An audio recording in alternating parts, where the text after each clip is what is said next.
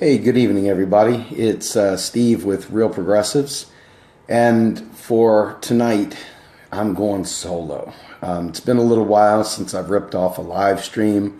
But tonight's a kind of a special night for me. I have some interest in taking a look at some of the things that stand in the way of the work that I've been doing relentlessly around the clock. The people that I deal with, the experts that I deal with, the experts that I bring on to the shows that I deal with. And there was a little bit of time there where I got a little bit excited and actually a little bit pissed off at some of these so-called experts because they didn't seem to come out forceful enough to really swat the lies and the rumors and the complete and utter jackassery that is spread around as economic knowledge. In the last couple of days, I put some posts on my wall. I don't normally post stuff on my wall. I normally keep my politics and Real Progressives, and I keep my life over there, and I'll forward stuff, but I normally keep the two worlds somewhat separate. But it was important to me to break out of just the box of Real Progressives. And, one of the things that I don't think you all realize, is how many myths you guys throw at us to have to debunk over and over again. And a lot of these things are stuff you feel in your gut. They're not like things you've researched.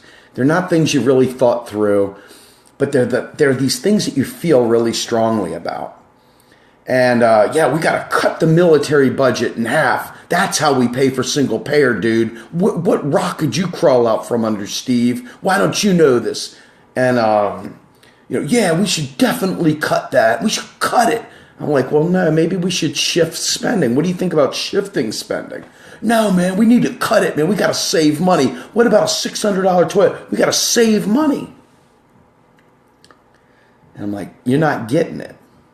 See, economics doesn't care about how you feel. Economics is purely numbers, and do we have enough out there in the world to keep it floating? Do we have enough inside of our U.S. bubble to keep us flowing? Do we have enough in your state to keep it flowing? Do we have enough in your back pocket to keep you flowing? See?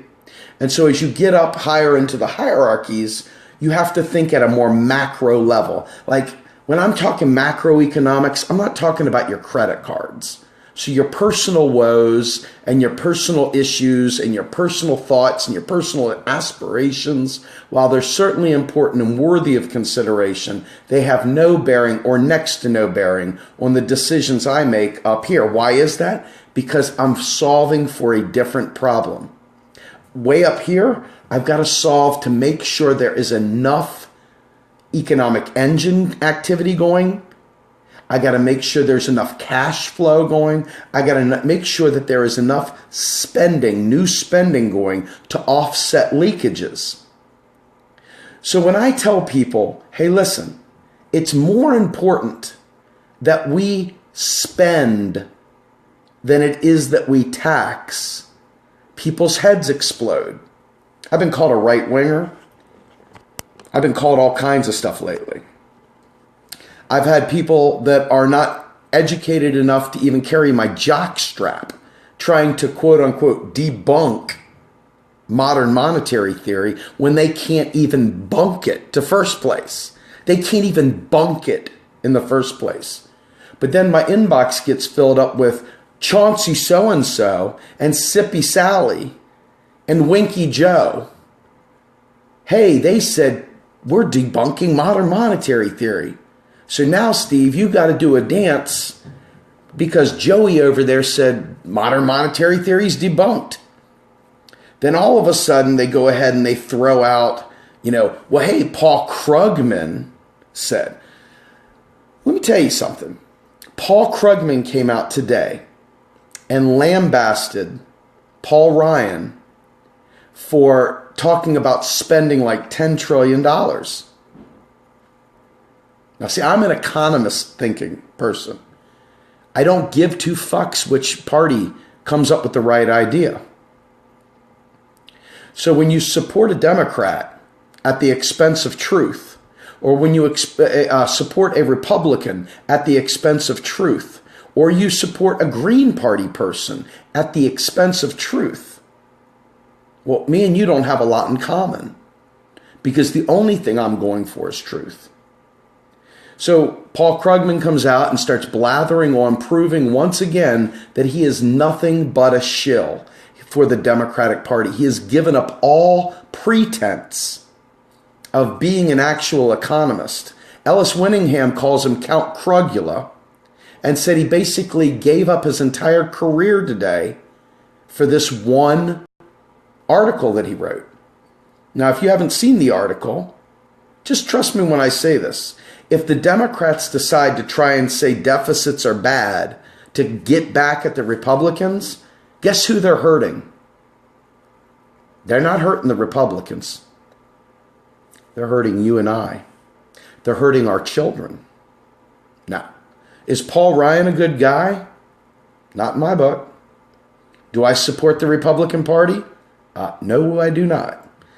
Do I support kleptocracies like over there in Russia with Putin? No, I do not. Do I support Donald Trump as a kleptocracy that he hasn't committed yet, but I'm sure he will? No, I do not. All right, let's get the bullshit out of the side. See, this is what they do to derail you. Trying to make progress, and people without a lot of sparks firing between the ears start just throwing stuff at the wall. You must be a Republican. You must be this. No, I am talking just economics. Like if you told me the story that Paul Ryan was pushing for $10 trillion in spending, but you didn't tell me it was Paul Ryan saying we need to put $10 trillion of spending, what do you think I would say? I'm just curious. What do you think I would say?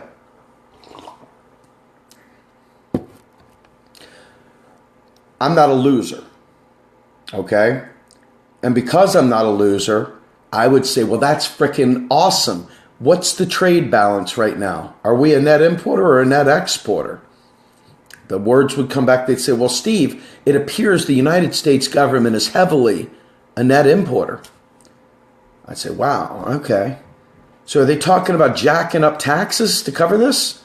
No, they're talking about cutting taxes. I'd be like, well, good deal. They're doing the right thing, because we got to offset the leakages with our trade deficit, right? So that means we have to spend more than we take in taxes to offset that, or the economy will go into a death spiral and a recession.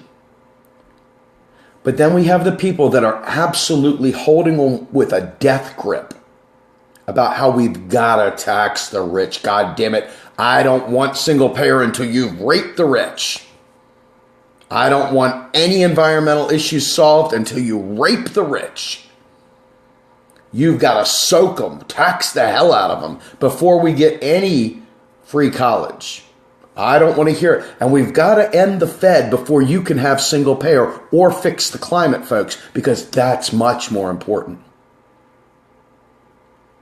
All the while failing to see that I'm just talking economics when I speak. I'm not talking politics. I'm telling you how it is. I'm telling you how it works. Paul Krugman, he is sitting there carrying the jockstrap of the Democratic Party. And he's basically bashing the one thing that will prevent you and I from going into personal recessions. Now, let me tell you the next piece to this.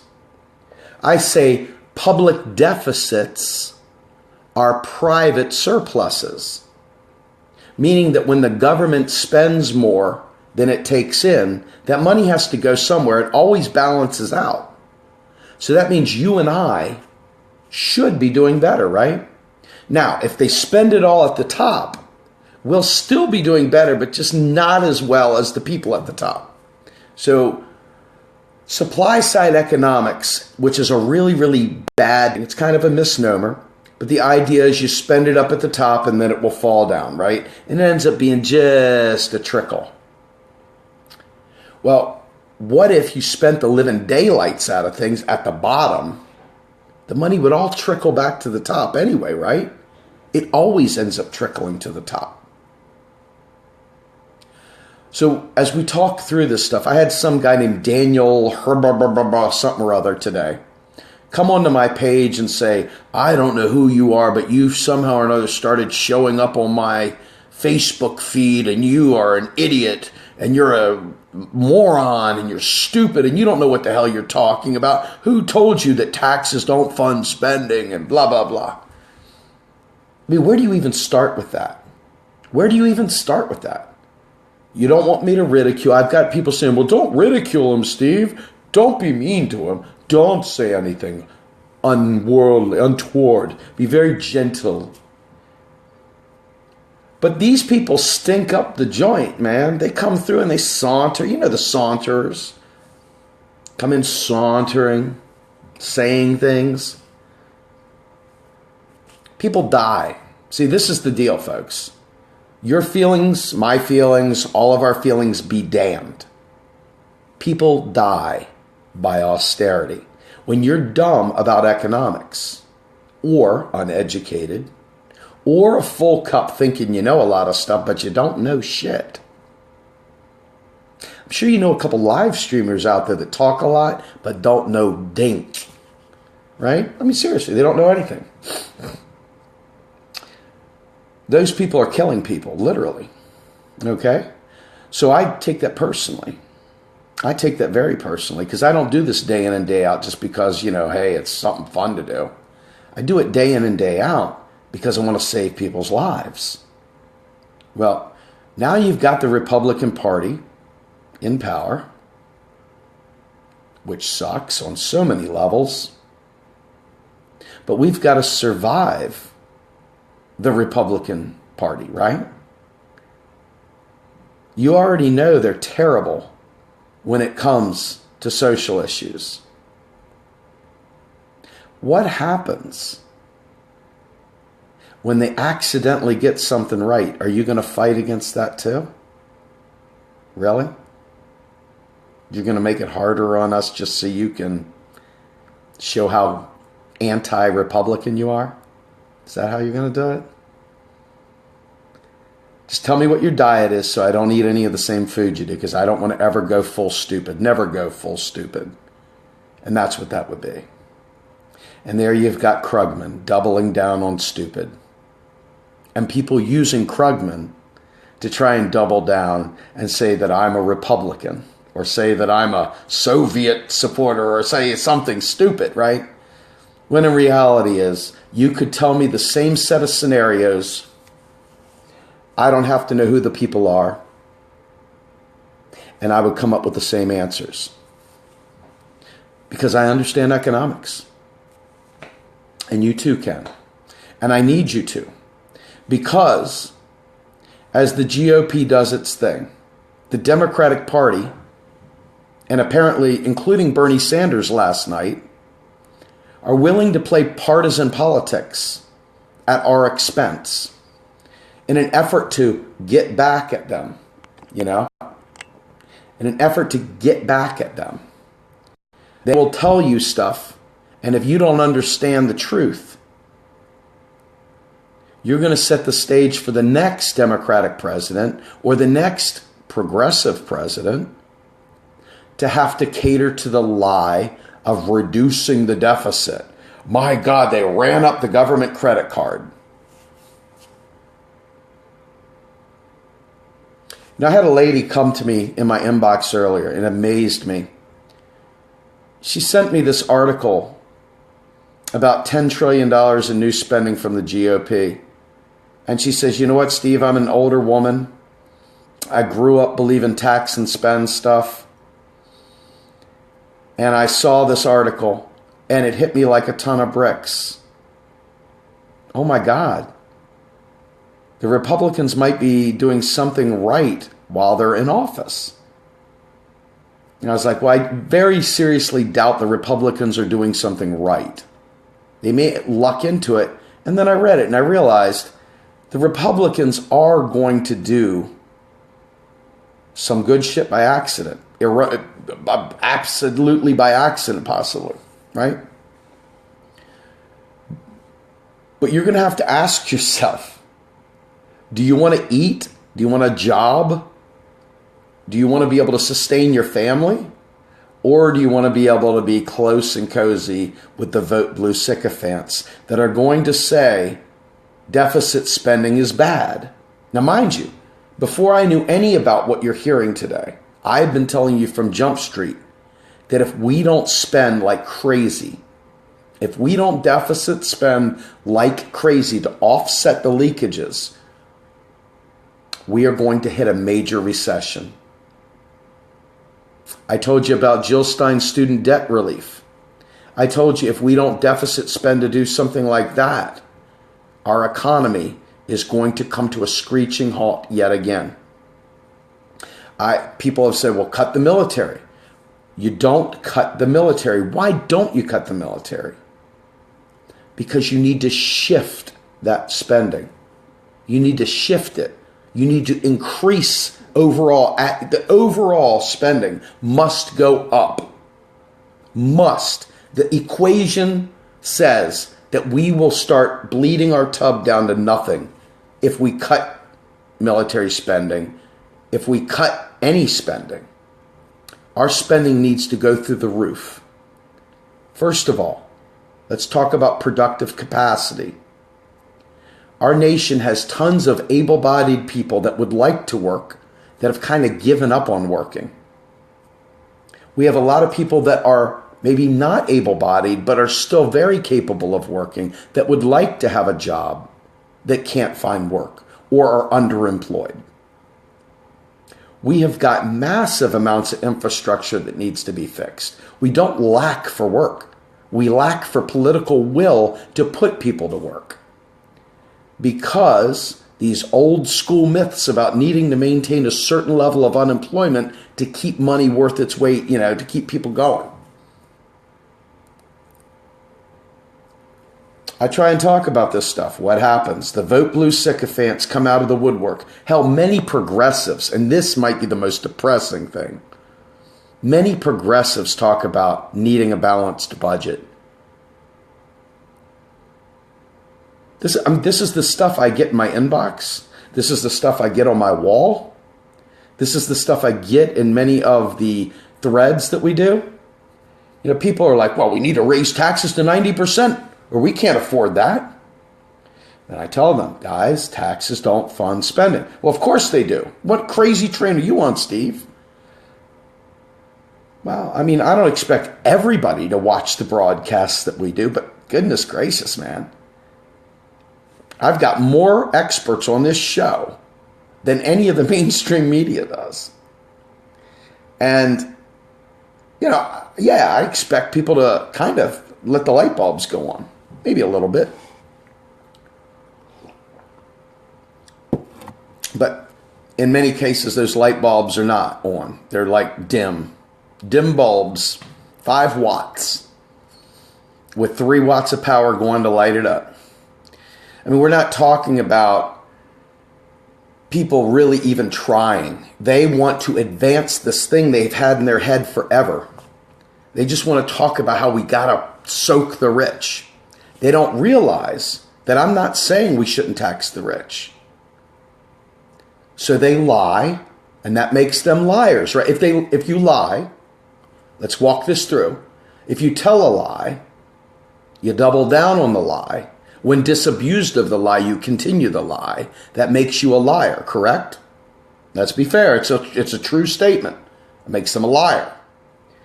So I'm saying to you, in order of operations, we don't need to tax the rich to do well for ourselves. What we need to do is do well for ourselves, prove to the rich we don't need them, and then disabuse them of all that money that they got by unfair gain and unfair means and everything else, and level the playing field. But not at the expense of single payer. You would have to be a masochist. You would have to be a complete buffoon once you've been told that to still believe it. Because taxes don't fund spending. So what you're saying is people should die in your quest to tax the rich just because you're angry as opposed to people should live, get single payer so that they can prosper and then go after the rich. You see the order of operations here, folks? This is not a hard deal at all to understand. You'd have to be literally dense as a brick not to get this. First step, help solve the misery. Solve the pain and suffering. Make regular people's lives bearable. Give them the necessities, food, shelter. Give them education so they have a chance. Give them health care. Give them a job guarantee so that they never, think about this. People stuck in the inner cities. This is something I'm going to let Ellis and Pavlina Cherneva next week and Joe Firestone talk about. Because by the way, man, I got a stacked deck from Friday, Saturday, Sunday, and Monday of nothing but all-stars. People that'll light your socks. So I'm just blow it on up. But I want to talk just a touch about the job guarantee. I've got a lot of UBI folks out there that don't understand. They don't think it through. They're entrenched. They know it's got to be the damn UBI. It's got to be that, damn it. Stop talking about job guarantee. The reality is, job guarantee, if done properly, not only sets the bar for the minimum wage, but it also sets the bar for benefits. And so if you want to hire me out of my job guarantee, you have to meet the new threshold, private sector. You can't have me unless you beat what I have. And the federal job guarantee is not like, hey, I'm going to dig a hole and I'm going to put dirt back in the hole. It's not, hey, I'm going to go work for the man. It's about changing the way we view work, because most people do work as it is, even if they're unemployed, right? But here's the trick. The reason why the inner city sucks so bad is the rent takers, not the rents. These people, these slumlords, they charge a freaking pretty penny for rundown buildings, rundown crap, and people are stuck. They can't go anywhere. What if you had a federal job guarantee that made it so you could leave and go wherever you wanted? There would be no more trapped in poverty. There would be no more trapped. People would be free. True freedom. Not just getting a couple bucks. But we're talking about the private sector now has to fight to get you off of the federal job guarantee. They have to actually sweeten the pot to get you out and do what they want you to do, as opposed to what you want to do. So the UBI gives you a couple dollars, but it doesn't change a thing with the employment world. Not a thing. But the federal job guarantee serves an incredible purpose. You match the federal job guarantee with the UBI, and you've got a foolproof society that will literally solve income inequality. Now, is everybody going to be equal? No. I don't know that we want everybody equal. We don't all want to be in gray suits, walking in line to get our mush. That's not what we want. But at the same time, everybody should live with dignity. Everybody should have their basic needs met, and their value and worth should not be based on a dollar figure. So the federal job guarantee gives you far more than a couple bucks in your pocket, doesn't it? It gives you a whole new lease on life. It gives you true freedom to go anywhere in the country. If you've got a bad situation, go somewhere else. Now you have the means, and you know when you land there, you'll have a job. Think about that for a minute. But I sit there and fight with the UBI folks. Well, that's Calvinism. No, I hate Calvinism with a heated passion. Hate it with the fire of 1,000 suns. I hate Calvinism. So what's the deal, folks? Do you not get this? What is so hard to understand? Having a basic income puts just some money in people's pockets. Giving everybody a job guarantee, no matter who you are, you get a job guarantee. You can go anywhere. Get this. You can leave Flint, Michigan. You can leave and make the city take care of its people. And if they don't take care of its people, it's going to be a ghost town. And it won't be anybody trapped there because everybody will have a job wherever they choose to go. I'm telling you, folks. I'm telling you. Don't be a full cup thinking you know everything. You just might miss the cure for cancer. You just might miss the cure for poverty. You just might miss the opportunity to affect real freedom for the citizens. Freedom to pursue your life's passions. The UBI gives you a UBI. The job guarantee gives you a career of your choosing. It redefines how we see work. And if you want to stay home for the first 6 years of your child being born, it gives you that option too. Paid. Folks, it's so important that we stop being a full cup.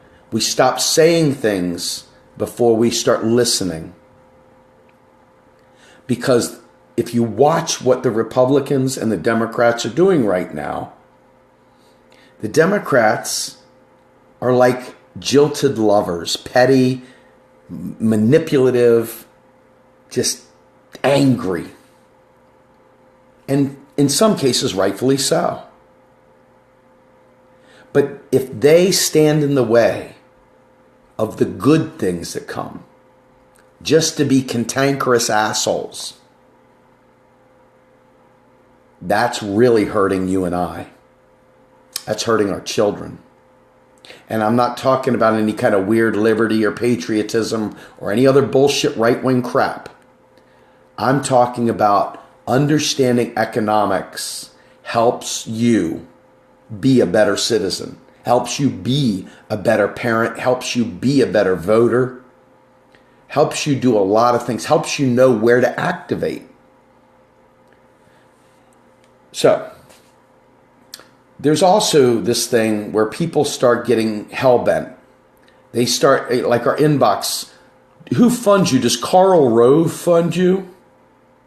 Now, folks, if Karl Rove is actively seeking single-payer health care, green energy, and if Karl Rove is suddenly seeking for a federal job guarantee and a UBI, if Karl Rove is suddenly seeking to fully fund Social Security and even lower the age requirement, if Karl Rove is doing all that stuff and Karl Rove is anti-war suddenly, if Karl Rove is suddenly about growing government so that we have research and development for diseases that are not profitable and other R&D for technology and fixing infrastructure, if Karl Rove has suddenly become a progressive, well then shit, he's my homie.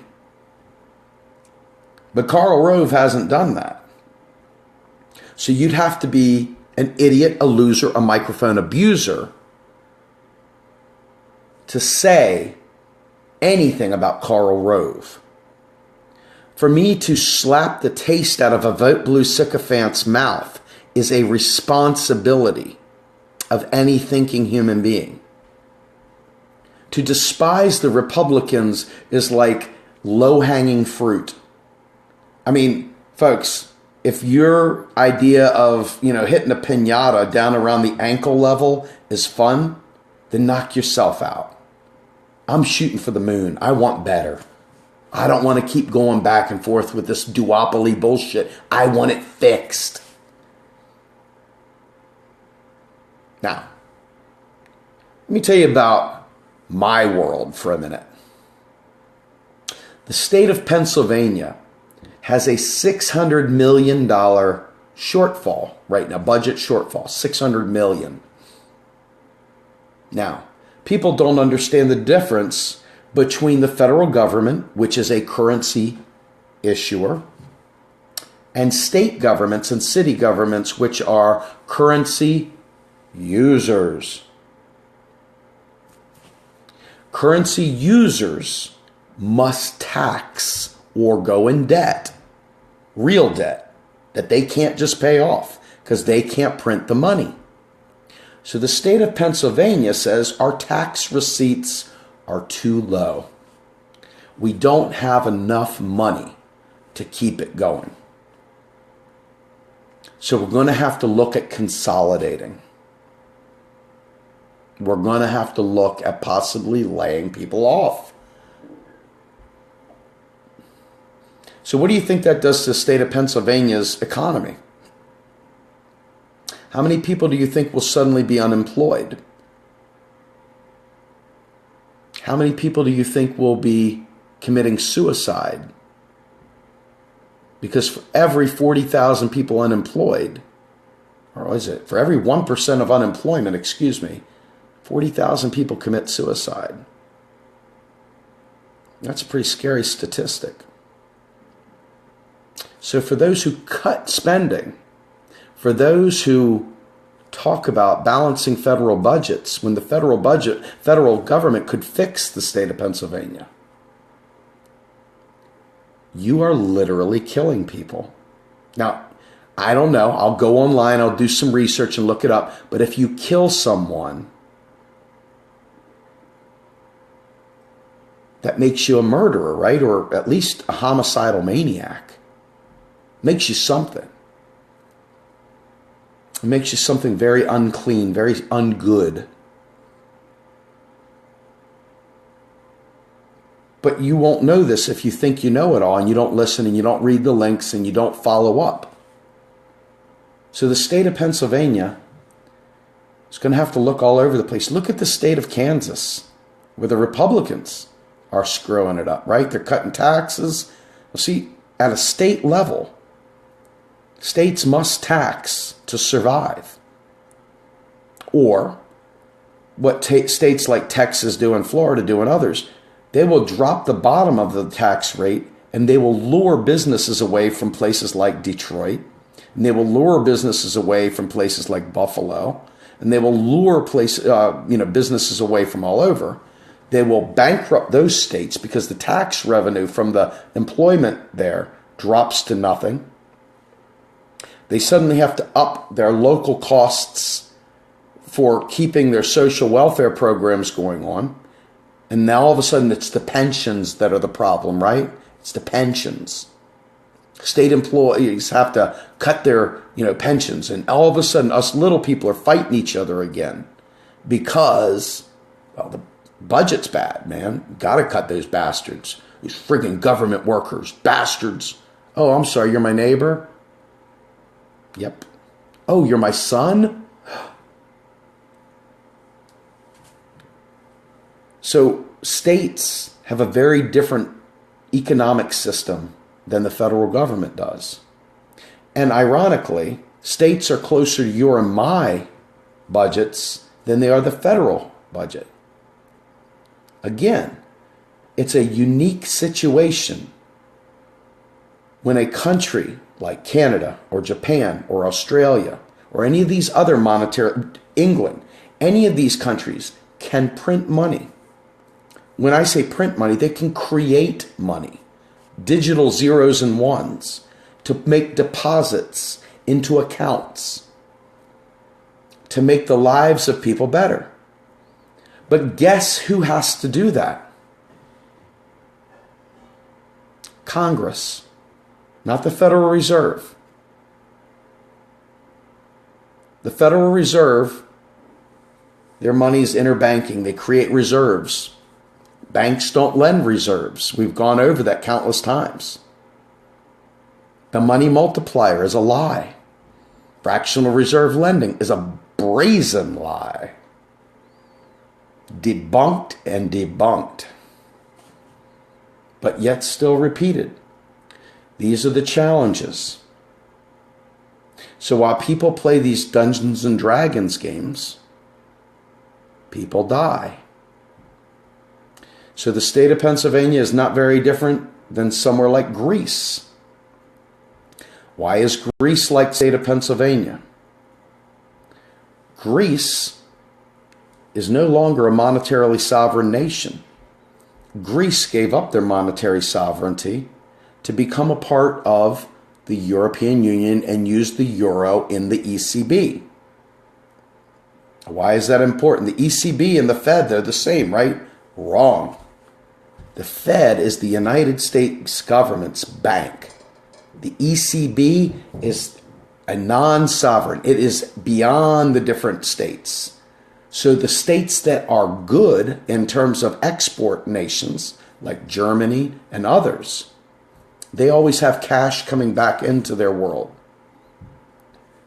But places like Greece are net importers, aren't they?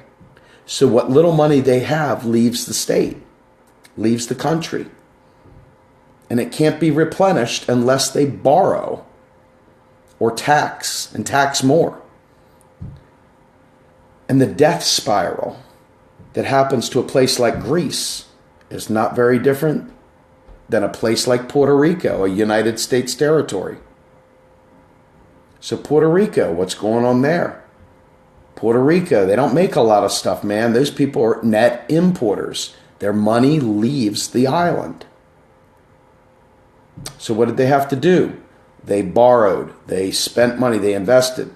Now they're leveraged. Now they're closing in on the state of Puerto Rico, the territory of Puerto Rico.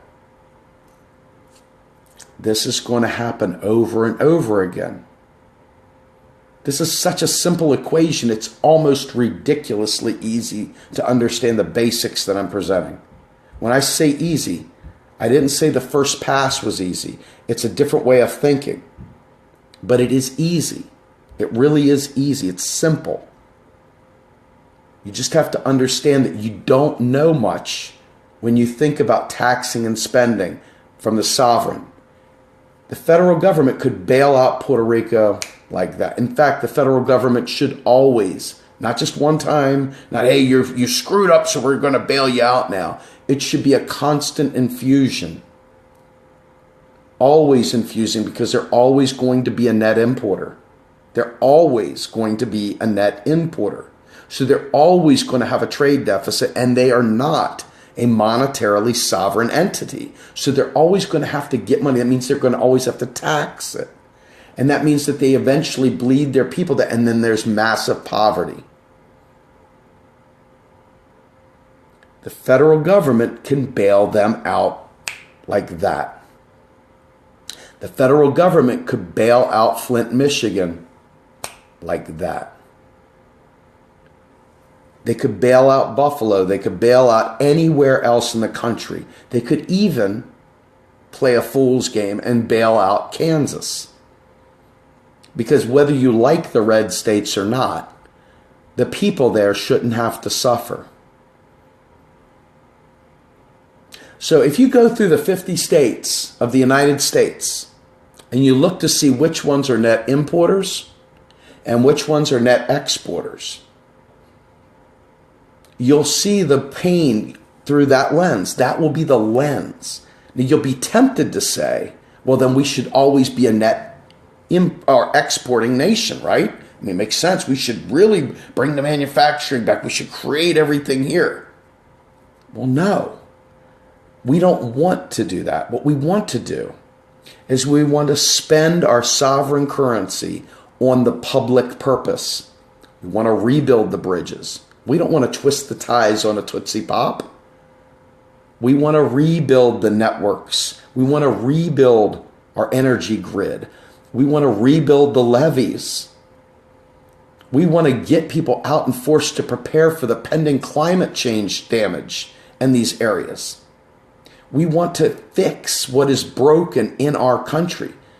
If we give universal health care, we're going to need many, many more healthcare professionals. We need to spend that money. So that is where I and most economists that I know of, that I respect, they would say it's better to be a net importer as a sovereign nation than it is to be a net exporter as a sovereign nation. Now, you don't have to trust me on this.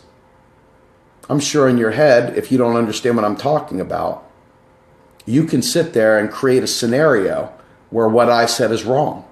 Now, you'll be wrong, but you're allowed to make that statement and be wrong. But the reality is that we need to spend on the public purpose.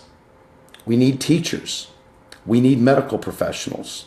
We need people that are building green energy all over our nation.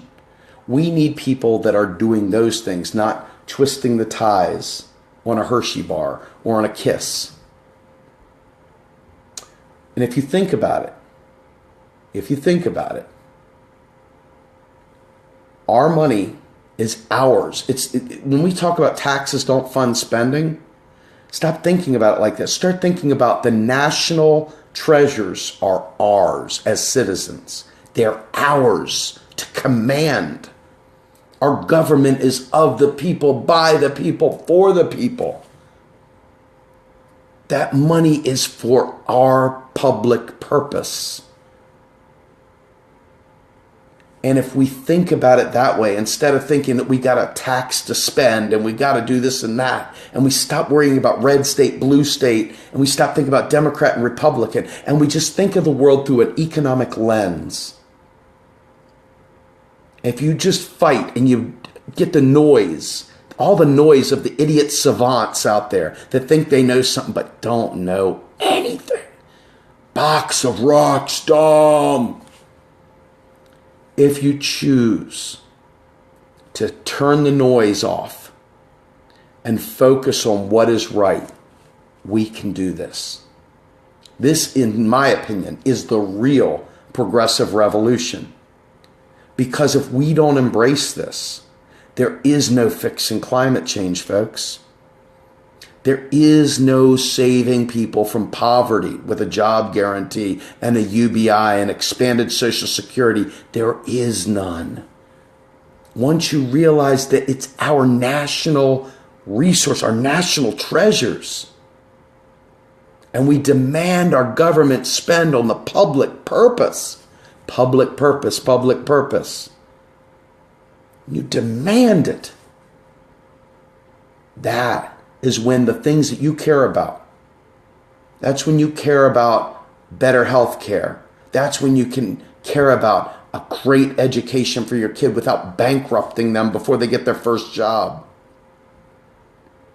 That's when you get the electric cars and all the other cars retrofit and we get solar roads. Folks, the things you want cost money. The people over there that hate the government, they will do anything in their power to make it inept, to make it useless. Why? That's our public good if we demand it. Demand it. But you guys will jockey back and forth and play volleyball with taxes. Some of the folks that are maybe a little bit lower on the food chain, that think they know economics but really, really don't, should never be in front of a camera. Should never claim to debunk modern monetary theory. Should never even use the word modern monetary theory until they actually understand what it is. Those people could do great good if they'd shut their mouth and open their ears. And then, once they've learned, instead of trying to make everything fit an old narrative they made up a long time ago, and they stay in the real and learn, they're useless to making progress. They're chasing shit here and there. Squirrel. Shiny object. You'll notice day in and day out, Steve Grumbine, focused. Focused. Focused. Focused. Gangsta. If you guys can get focused too, and you guys can stop chasing boogeymen, and you can start changing the way your fellow citizens see the public purpose. And you can change the way our fellow citizens see government spending and understand that states are constrained. The federal government is not. We have sectoral balances. Remember this. We can spend all day long. At some point in time, if we have full employment and all of a sudden our balance of trade is like at zero, then all of a sudden you get into inflationary situations. See how I did that? But if you've got unemployment and you're a net importing nation and you don't have the necessities taken care of, you've got people underemployed, you've got real productivity left on the table being undone because some jackwad thinks that you've got to soak the rich before you can solve for the public purpose, well, then we all suffer. And the person peddling that myth is a fucking murderer. They may not realize it. They may never own it. I'm going to call them out on it, though. It's just my style. It's what I do. I'm not looking to be a popularity contest here, folks. I'm just telling you straight dope. It's up to you to believe it or not believe it. If you don't like it, I don't know. Reality sucks, huh? I'm giving you the straight dope. And I do it day in and day out, and I don't deviate. The shit don't change, folks. It's real. That's the best part of it. You know how you say, well, you know what? If you didn't tell so many lies, you would be able to keep your straight. You'd be able to keep your story straight, right? My story straight is straight. Just like true north. Straight. Straight. I don't have to lie. I don't have to change my story. That's the best thing about being right. It's not even I'm right. This is the best thing too. It's not about Steve Grumbine. I just happened to stumble on to people that knew the truth, showed me unequivocally that it was true. Now remember, this is the best part. I was a friggin' Paulbot. And people say that like, oh, he was a Paulbot. He was an Austrian. Yeah, I was. So I know that stupid ass crap inside and out. I was a gold standard guy. I know that crap inside and out. I used to say stupid things about the Fed that I didn't know any better. I did. I was an idiot, a loser, a microphone abuser, except I didn't live stream about it because I tried to keep some ability to deny that I was such an idiot. So I didn't go live streaming my stupidity. Some people haven't quite figured that one out yet. Some people go ahead and live stream anyway. Some people shouldn't do that unless they're trying to do a comedy show. But they think they're so right. And they run to this group and say something, and they run to that group and say something. And it comes back to me, and I'm like, guys, let a fool be a fool. Let a fool be a fool. Somebody sends me a Krugman article. He debunked modern monetary theory. Tell me what modern monetary theory is. If you can't do it, I'm going to slay you. I'm telling you the elbow of truth. Look, see that tattoo? See, it goes all over, man, folks. See this? Do you think this guy right here, all these tats, my whole back is tats. I've got tats everywhere. Do you think those tats are afraid of somebody yapping about debunking modern monetary theory? I'm just curious. Do you think so? Seriously, do you think so? I doubt it. I doubt it. I've been through more pain, 80 plus hours laying there with a needle grinding on my sternum and my love handles and everywhere else. Not an ounce of fear. My legs, no fear, man. I know the straight dope. This is about telling truth. This is about telling truth. This is nerd stuff, man. This is economics. This isn't about tattoos. But I got them too. That's right. I'm in recovery. You don't think a guy that was in recovery that sat there and used to get shit fucked up. See this? Look at this hand. See that hand? That right there. 4 screws hold that together. Any idea why? I was an idiot. I used to do stupid things. So what? I changed. I got my act together. I got my life together. Throwing out that I was a Ron Paul guy or a Republican is a badge of honor for me to show that I was changing to where the intelligent moves were, to where the right stuff was. I abandoned the bad and came to the good. I know struggle. I know a bunch of ass beating too. I know a whole bunch of things. I know talking big, and I know being smart. I know all that stupid stuff. This is about life and death. It's not about showing off. It's not about who's right, who's wrong. It's about what's right and what's wrong. It's not about how you or I feel. It's about what is truth. You see what I mean? I don't give a shit about any of this. I just did that to prove to you that I've got nothing to hide. Nothing. My entire life I'm cool with. I made peace with my father before he died. I'm sober 10 years. I haven't drank a drop since September 15th, 2006.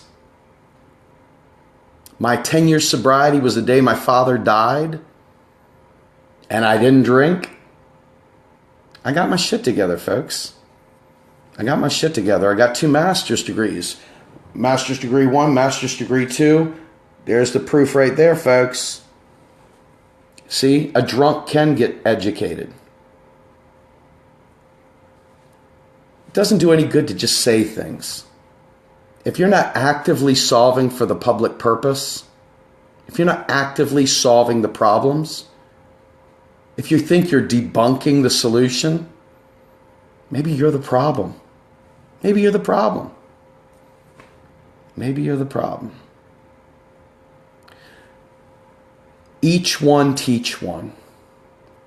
Each one teach one. Do you know, I sat there all night long with people that had so much more patience than I do. So much more patience than I do.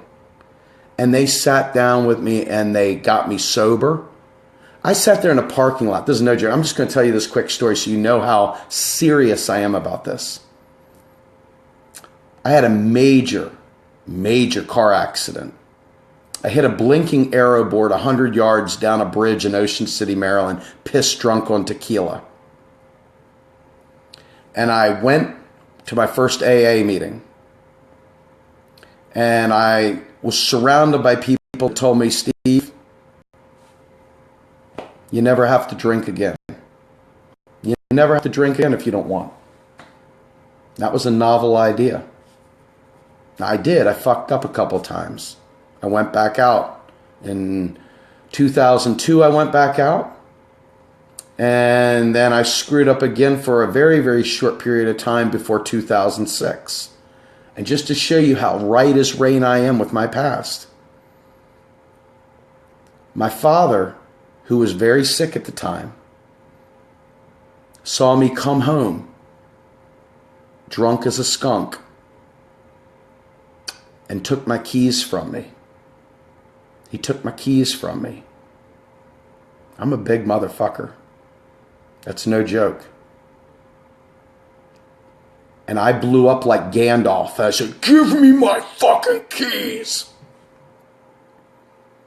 And my little old dad sat there and went, I'm not letting you kill yourself. I'm not. You can beat me up, but I'm not going to let you kill yourself.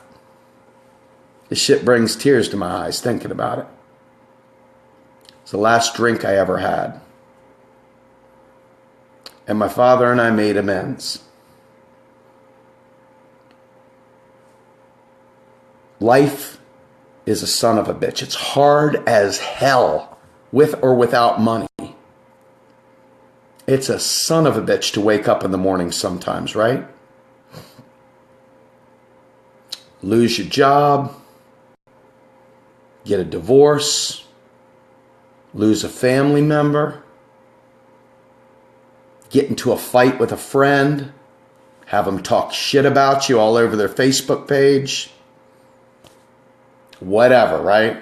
Life's a bitch. The good news is economics is economics, and it's something you can hang your hat on. And if you can get rid of the noise, and you can get rid of all the bullshit and all the people trying to take you down, all the people trying to knock you down, all the people trying to derail you, if you can just say, I don't hear you, I don't hear you, and keep fighting for the prize. Now, don't get me wrong. I'm not a full cup, man. When I get new information, I change.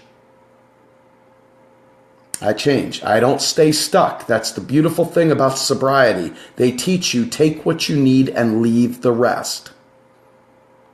They also teach you that some are sicker than others. And without a fearless and thorough moral inventory of yourself, you're FUBAR. You've got to be absolutely honest to make progress in sobriety. That honesty is what drove me to economics.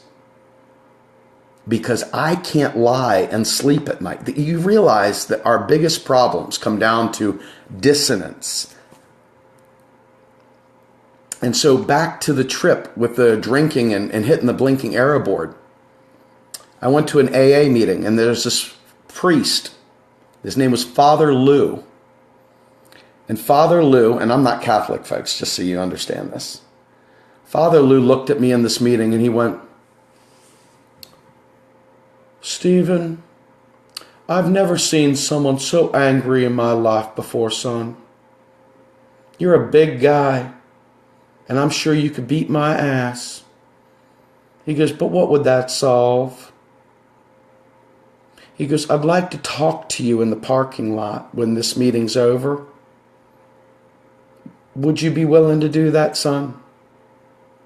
And I said, why not? So I went out in the parking lot, and he grabbed my hands and he said, Steve, I know that you don't believe what I'm about to say, but just bear with me.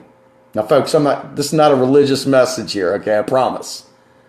Although it was a little bit undertone there. But he prayed the sinner's prayer with me right there in the parking lot. And I'm like, you know, and he's like, God, just let Steve borrow our relationship for a little while until he figures out what he wants to do with his life. He needs someone to look out for him. And I fell down, this big hulking dude that bench pressed 350 pounds at the time. I fell down on my knees and started crying like a baby. I mean, like sobbing, water-faced. And it wasn't about Jesus. It wasn't about any of that. It was about me releasing this facade that I had to be a hard ass all the time, that I had to be the man. I released it all in that moment, and my life changed. I have my own spiritual beliefs, so this is not trying to sell you on that. I'm just trying to tell you that in that moment, I made a decision that I was going to strive to get better at all times. I was going to strive. And I learned that every single moment of every single day is another opportunity to start your day over again, no matter how FUBAR you are. You can start your day over right now. And those people that try to trap you into something they think you did yesterday, well, they're just a sick son of a bitch, ain't they? They're trying to keep you stuck because that's the only way they feel good about themselves.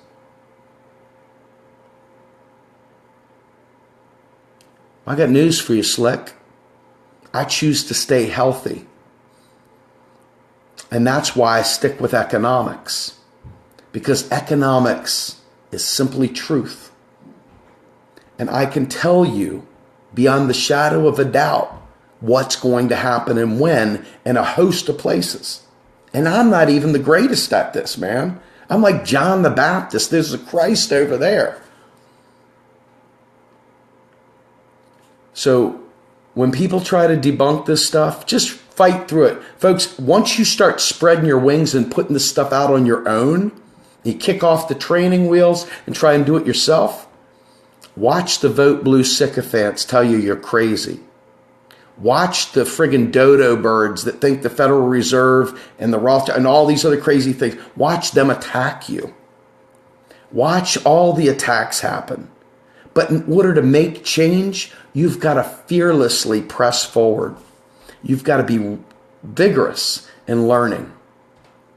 You've got to be vigorous because this is ground zero to making all progressive change happen.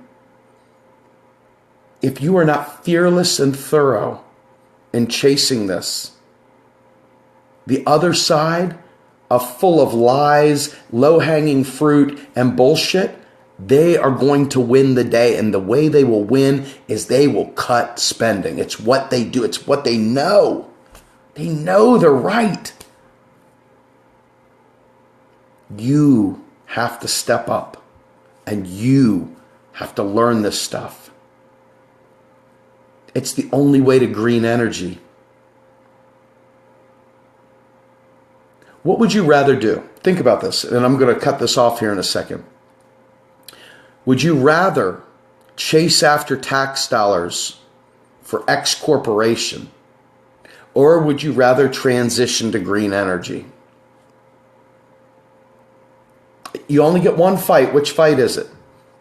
Because there's going to be a trade-off somewhere, right? So which fight is it that you want to do? Do you want to save the planet or save the inhabitability of our planet? Or do you want to say, yeah, I won the tax war, baby. The planet's dying. I can't breathe, but damn it, we tax the shit out of them.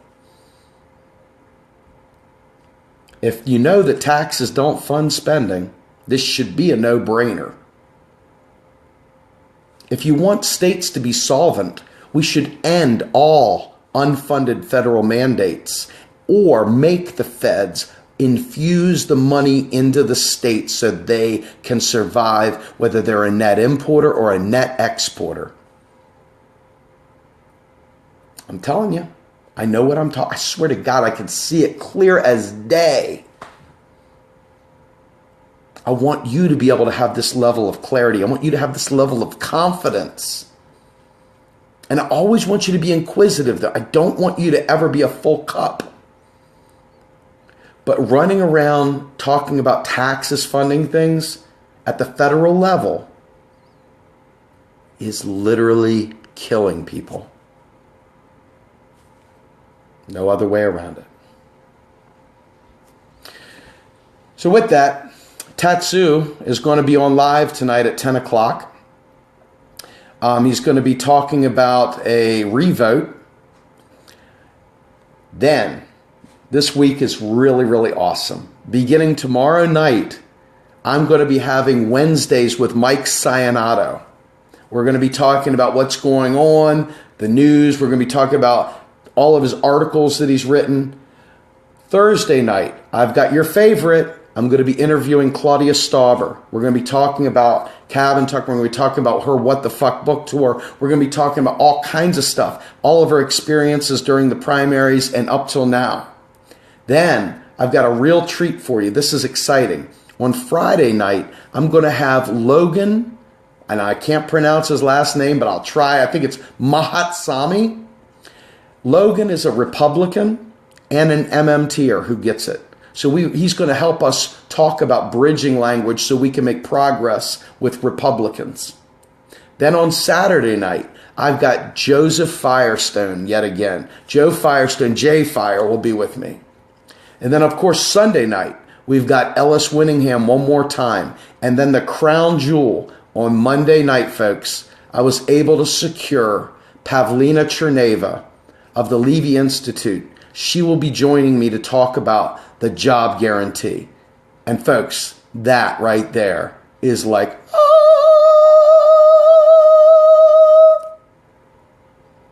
that will be special. That I'm so excited about. So with that, thank you guys for joining me tonight. I hope you guys will help us out with Occupy Inauguration. I hope you guys, if you can contribute, please contribute. And guys, thank you for hanging out with Real Progressives. And by the way, I got a new shirt. Go ahead and get our shirts, man. They're awesome. They're kick-ass, aren't they? Have a great night, everybody.